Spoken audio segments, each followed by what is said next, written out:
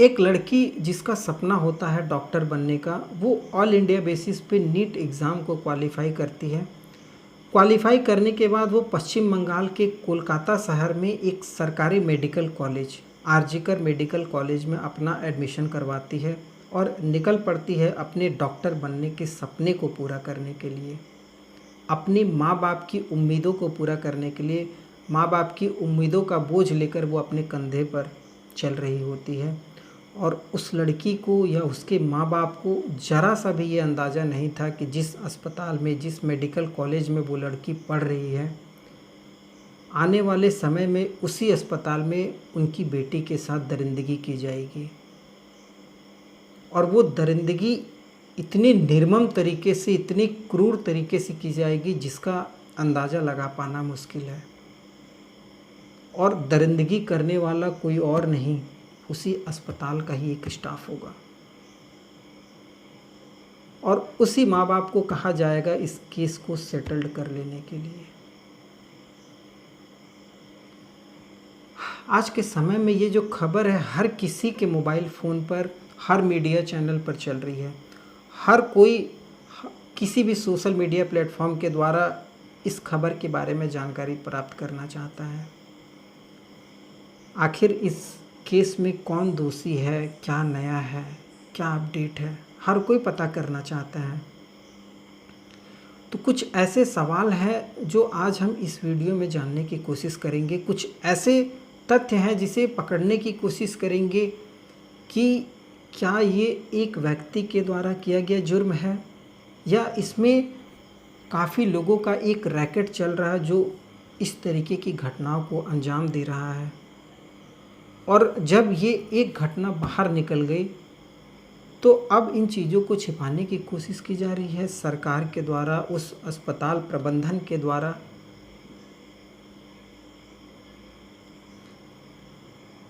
अगर आपको इस केस के बारे में ज़रा से भी जानकारी नहीं है तो मैं एक मोटा मोटी आपको अपडेट कर दूं।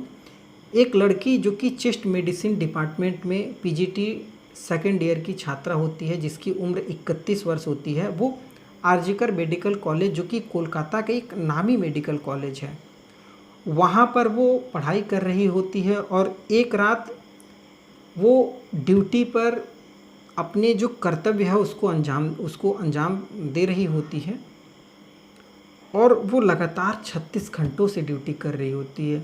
उसके चेहरे पर, उसके शरीर पर थकान महसूस किया जा सकता था और वो अपने साथी डॉक्टर के साथ बैठकर खाना खाती है और उनसे कहती है कि मैं थोड़ा सा रेस्ट कर लेती हूँ, और वो रेस्ट करने सेमिनार हॉल चली जाती है। जब वो सेमिनार हॉल में रेस्ट कर रही होती है, इसी दौरान उस कॉलेज का ही एक स्टाफ उस सेमिनार हॉल में घुसता है और उस महिला डॉक्टर के साथ हैवानियत भरी घटना को अंजाम देता है। वो हैवानियत इतनी क्रूर तरीके से की गई थी जिसकी कोई कल्पना भी नहीं कर सकता है। अगर मैं आपको बताने की कोशिश करूं तो आपकी रूह कांप जाएगी। ऐसा डॉक्टरों के द्वारा बोला जाता है कि इंसानों में जो सबसे मजबूत हड्डी होती है वो हिप्स, अगर हिंदी में कहें तो कूल्हे की हड्डी होती है, और वो महिलाओं में सबसे मजबूत होती है क्योंकि वो अपने गर्भ में एक बच्चे को 9 महीने रखती है। तो महिलाओं में भी वो सबसे मजबूत हड्डी होती है पुरुषों की अपेक्षा।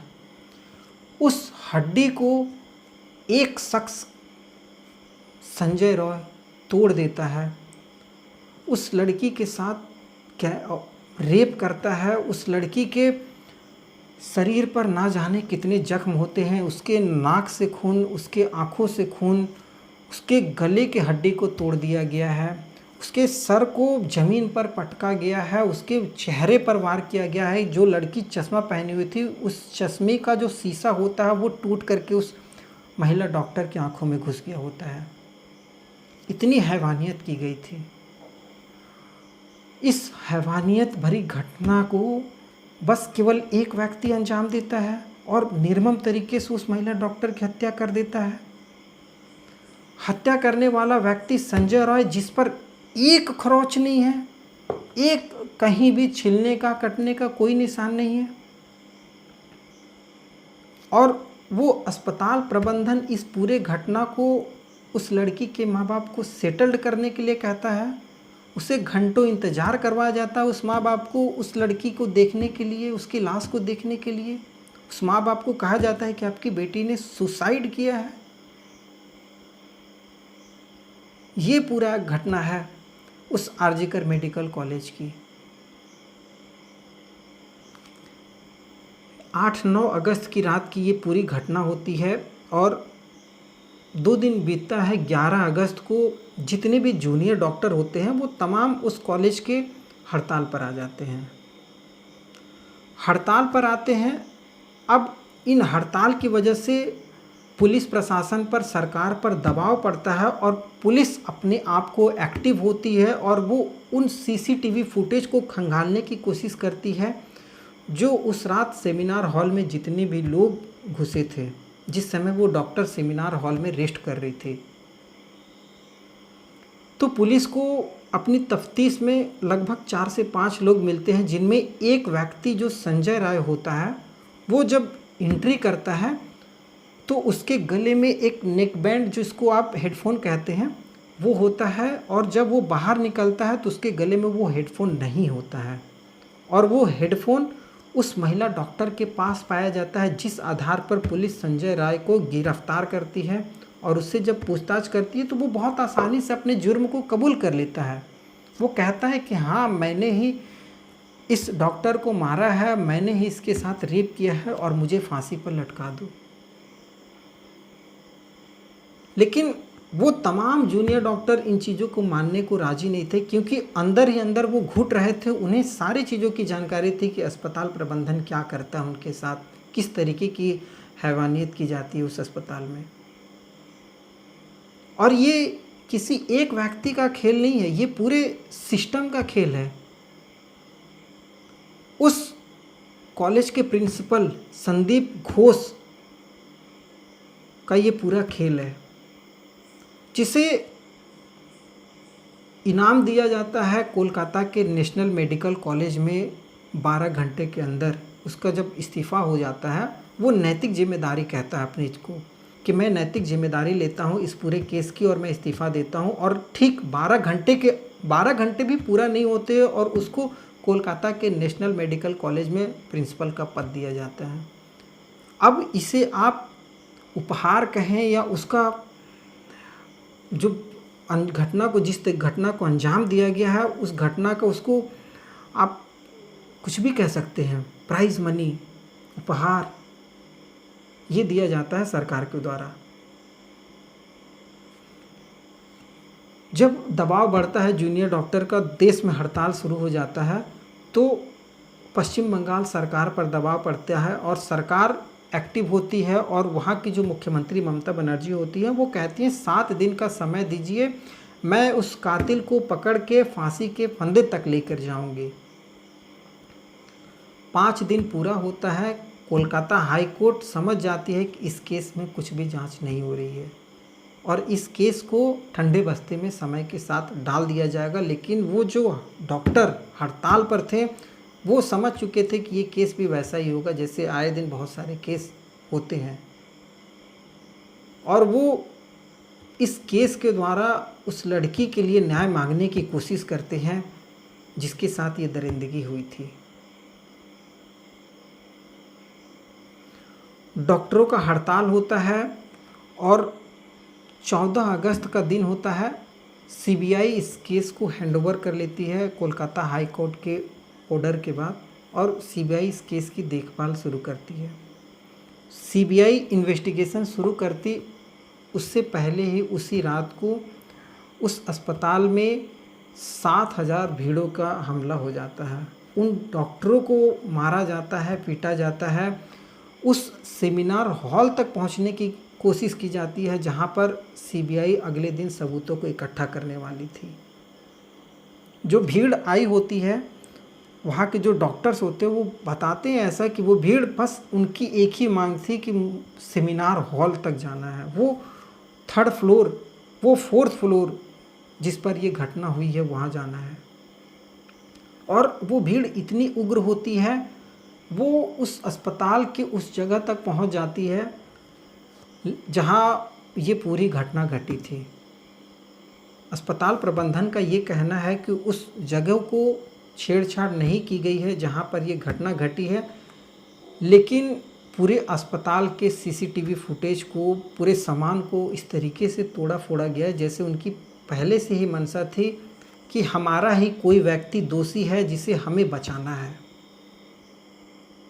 उस व्यक्ति को बचाने के लिए पूरी भीड़ तंत्र का इस्तेमाल किया गया था और जहां पुलिस नदारद थी, उस पुलिस का कार्रवाई पर शक होता है। जो पुलिस आए दिन लोगों को, अगर आपने सोशल मीडिया के किसी भी प्लेटफॉर्म पे, ट्विटर पे या किसी भी प्लेटफॉर्म पे आपने इस केस के बारे में कुछ भी बात की, तो वो पुलिस आपको लीगल नोटिस भेज रही है, आपके घर आकर के आपको धमका रही है। वो पुलिस सोशल मीडिया पे इतनी एक्टिव है जिसे इस 7,000 की भीड़ का ज़रा सा भी अंदाज़ा नहीं था। आखिर ये 7,000 जो भीड़ है, ये किसी न किसी सोशल मीडिया प्लेटफॉर्म के द्वारा ही लोगों को एकत्रित किया गया होगा उस कॉलेज पर हमला करने के लिए, लेकिन पुलिस को ज़रा सा भी अंदाज़ा नहीं था। ये भीड़ों का हमला होता है उन डॉक्टरों पर, उस डॉक्टरों को मारा पीटा जाता है और उन्हें धमकाया जाता है। और अगले ही दिन बंगाल की स्वास्थ्य मंत्री, गृह मंत्री, मुख्यमंत्री, जो कि स्वयं ममता बनर्जी हैं, वो तीनों मंत्री खुद ही हैं और तीनों मंत्रालय के खिलाफ खुद ही रैली करती हैं। ये अजीब विडंबना है। मतलब अगर आप कहें तो स्वास्थ्य मंत्री गृह मंत्री के खिलाफ रैली कर रहा, मतलब पुलिस का जो फेलियर था वो गृह मंत्री का फेलियर हो गया, तो पुलिस की फेलियर के खिलाफ रैली कर रही हैं। एक गृह मंत्री जो है वो स्वास्थ्य मंत्री के खिलाफ रैली कर रहा है, मतलब जो डॉक्टरों के साथ जो ये घटना घटी है उसके खिलाफ ये रैली कर रही है गृह मंत्री स्वास्थ्य मंत्री के खिलाफ, और एक मुख्यमंत्री जो पूरे सिस्टम के खिलाफ रैली कर रही है। ये आम लोगों को मतलब क्या संदेश देना चाहती थी मुख्यमंत्री ममता बनर्जी इस केस के द्वारा? कई ऐसे पहलू थे जिनकी जांच की जानी चाहिए। इसी बीच एक ऑडियो जो होता है वो वायरल हो जाता है।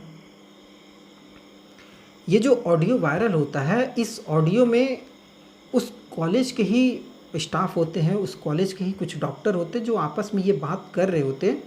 इस ऑडियो की मैं भी पुष्टि नहीं करता हूँ, लेकिन बहुत सारे सोशल मीडिया प्लेटफॉर्म पे ये ऑडियो आपको सुनने को दिखाई देगा। और आप इस ऑडियो को अगर सुनेंगे ध्यान से तो उसमें आपको ये सुनाई देगा कि जिस रात इस महिला डॉक्टर के साथ दरिंदगी की गई थी, उसके साथ जो 3 से 4 डॉक्टर थे, ये सब उन्हीं का मिलीभगत है। और ये चारों डॉक्टर ही उस महिला ट्रेनी डॉक्टर को उस सेमिनार हॉल में भेजते हैं रेस्ट करने के लिए। उससे पहले इनका आपस में झगड़ा होता है और ये आपस में ही बात करते हैं कि आज इसको सबक सिखाना है, इस ट्रेनी डॉक्टर को। और ये उस रात उस ट्रेनी डॉक्टर के साथ दरिंदगी करते हैं। दरिंदगी करने के बाद जब ये वापस आते हैं तो जो संजय रॉय होता है, जो अपने आप को सिविक वॉलेंटियर कहता है, वो वहाँ दिखाई देता है। तो वो उसे कहते हैं कि जाओ, तुम्हारे लिए कुछ सेमिनार हॉल में रखा है, एंजॉय करो। और वो जब सेमिनार हॉल में जाता है तो वो अब उस महिला के साथ क्या किया ये तो खैर जांच का विषय है, लेकिन ये जो सारा इल्ज़ाम होता है वो संजय रॉय के ऊपर आ जाता है। अब ये पूरी जांच जो थी वो संजय रॉय तक सीमित चल रही थी, लेकिन जब उस महिला डॉक्टर का पोस्टमार्टम का रिपोर्ट आता है तो वो पोस्टमार्टम का रिपोर्ट कई लोगों को कई तरीके से सोचने पर मजबूर कर देता है। बार बार पुलिस ये अपने बयानों में ये कह रही थी कि हम साइंटिफिक नतीजे का इंतज़ार करेंगे, हम किसी ऐसे पहलू पर नहीं जाएंगे जो केवल बातों पर या किसी ऐसे चीज़ों पर आधारित हो, इस पर हम कुछ जवाब नहीं देंगे।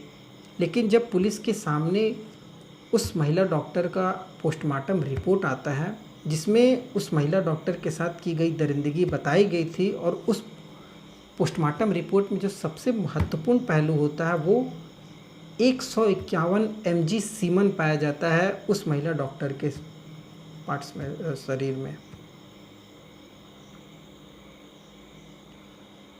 अगर नॉर्मल बात करेंगे तो 151 mg सीमन ये किसी एक व्यक्ति का हो ही नहीं सकता है। अगर नॉर्मली भी बात करें तो साइंटिफिक तरीके से भी तो एक व्यक्ति 10 से 15 mg एक बार में रिलीज़ कर सकता है। तो अगर वो उस पूरी रात में भी 3 से 4 बार भी करे तो फिर भी वो 50 से 60 mg ही सीमन स्टोर कर सकता है, लेकिन 151 mg उस लड़की के बॉडी पार्ट्स में पाया गया है। तो अब इससे ये साफ निकल कर के आ रहा है कि ये किसी एक व्यक्ति के द्वारा किया गया जुर्म नहीं है, इसमें बहुत बड़ा रैकेट है। कई ऐसे सवाल हैं जो सीबीआई जानना चाहती है, हाई कोर्ट पता करना चाहती है, उस मुजरिम तक पता करना चाहती है, उस रैकेट तक पता करना चाहती है जो इस पूरे हत्याकांड में शामिल है। कई ऐसे सवाल भी हैं जिसमें बहुत सारे डाउट निकलते हैं।